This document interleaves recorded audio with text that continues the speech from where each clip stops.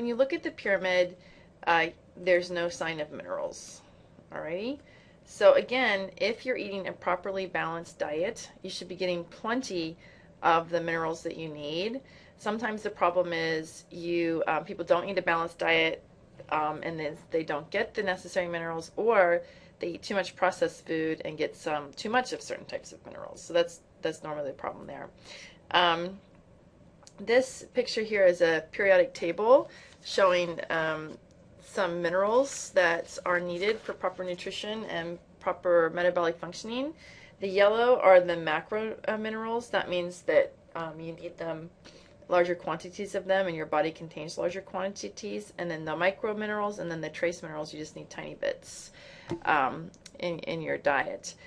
And so I thought, well, I would tell you that the minerals, are not organic molecules. They're inorganic. They normally come to us as some sort of a salt or complex within a food. And so the minerals are found throughout all the foods that you would normally eat.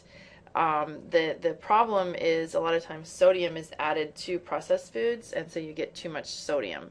But other than that, unless you're taking some sort of supplement, and same with corn, taking some sort of supplement, you should be getting enough of the, and not too much of these micro and macro minerals. And some of the minerals are used all over your body. For example, calcium has lots and lots of different functions. It's a structural part of your bones, but it also has a lot to do with muscle movement and nerve regulation and everything else. So it's important all over your body, whereas certain other elements may be specific to just one particular enzyme, that they're needed to have just one very limited function. And those are typically the trace minerals like selenium. Okay, so I thought rather than talk about all these minerals, again, if you're interested, you can look up on the internet nutritional minerals and learn, where you get all of these and what all their jobs are, but I just don't have the time to tell you about all of them. So I figured I would pick two. I thought I would talk about sodium because that's one that we get too much of, and iodine because that one's been in the news lately. So I'll talk about those. Now, it's important also to recognize that when these minerals are taken up into your body, they're in the form of the ions. So it's not elemental sodium metal, but it's the ion, sodium. And it will be with some counter ion, and it could be in a variety of forms. Table salt, of course, is sodium chloride, but there's all different types of sodium salts that we consume. Okay, so the purpose of sodium is necessary to keep the water content in blood constant. So if the water content decreases, that would be a situation where you're dehydrated, for example. The kidneys trigger an increase in blood pressure because it's going to, you don't have as much fluid. If you decrease the amount of fluid, then the kidneys are going to increase the blood pressure and have your arteries clamp down harder to maintain the blood flow throughout your body.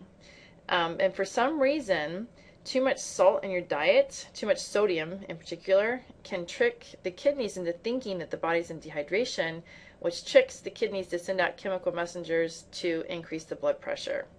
So the deal is people get plenty of sodium from their diet, and you actually need to try not to get too much.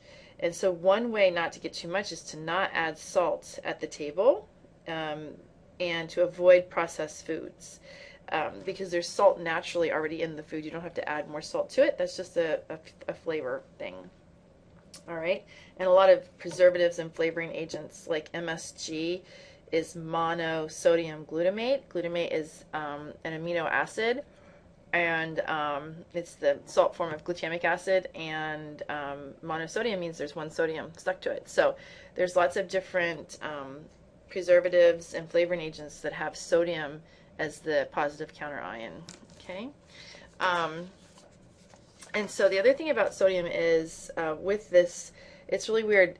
For some reason, and nobody's quite sure why, African Americans are subject to high blood pressure, to getting high blood pressure, and it can be of normal weight and healthy and everything else, and just for some reason genetically more sensitive to high blood pressure. So it's recommended that African Americans avoid adding extra sodium to the diet because a lot of times people will have high blood pressure and there are no symptoms. You have no idea you have high blood pressure. And so by avoiding sodium, it can help eliminate one factor that increases the blood pressure. If it's already up, you don't want to add sodium and make it even higher. And then a lot of people, even if they have a perfectly healthy diet, for some reason genetically they have high blood pressure and they have to take blood pressure medicine. But in certain populations, sodium in the diet is linked to high blood pressure. That's why sodium is on the nutrition facts labels, to help people not get too much of it. Okay, that's just a little FYI.